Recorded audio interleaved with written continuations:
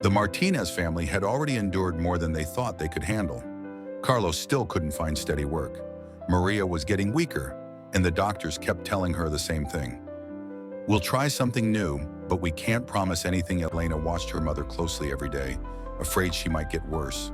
And little Mateo prayed every night for God to help them, whispering, "Please make Mom better."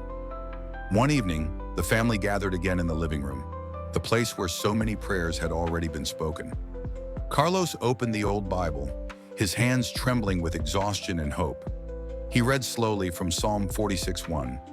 "God is our refuge and strength, a very present help in trouble." Maria leaned her head on his shoulder, her breath shaky, and Elena squeezed Mateo's hand. They prayed with everything in them. Carlos prayed for direction. Elena prayed for peace. Mateo prayed with childlike faith, saying, "God, can you please heal Mom so she can play outside with me again?" And Maria, through tears, whispered, "Lord, I trust you, even now." A few days later, something unexpected happened. Maria woke up before everyone else, something she hadn't been able to do for months. She felt different, lighter, stronger. She stood up slowly, waiting for the usual pain to hit, but it didn't. She walked across the room without help. Her heart raced, but not from weakness this time, from amazement. When Carlos walked into the kitchen, he froze. Maria was standing without holding on to anything, smiling with tears in her eyes. "I don't know how," she said, voice trembling, "but I feel healed." They rushed to her doctor that same day. After running tests twice, then a third time, the doctor shook his head in disbelief. "Whatever was there, it isn't anymore," he said. "I can't explain it medically, but she's healthy." Carlos felt his knees go weak. Elena covered her mouth, crying.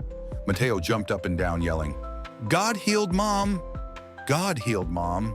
The doctor couldn't explain it, but the Martinez family knew exactly what had happened. It was the miracle they had begged God for. That night, they gathered again in the living room, this time in pure awe. Elena opened the Bible and read from Jeremiah 30:17. "For I will restore health to you, and your wounds I will heal, declares the Lord." Maria wept as she heard the words, knowing they were living proof of God's promise. And the blessings continued. A week later, Carlos finally received the job he had been praying for. The company told him, "We don't usually reopen positions, but something told us to look at your application again." It felt like another door God had opened at the perfect time. Every night afterward, the family prayed together with grateful hearts. Their home felt different, filled with joy, hope, and the constant reminder that God hadn't just helped them, He had shown them His power. Maria often repeated Isaiah 40:31, "But those who hope in the Lord will renew their strength." And as the Martinez family looked at their restored life, they knew beyond any doubt that God had heard their prayers, carried them through their darkest moments, and worked a miracle that changed everything. They didn't just survive the storm, God parted it. Subscribe, like, and share. God bless.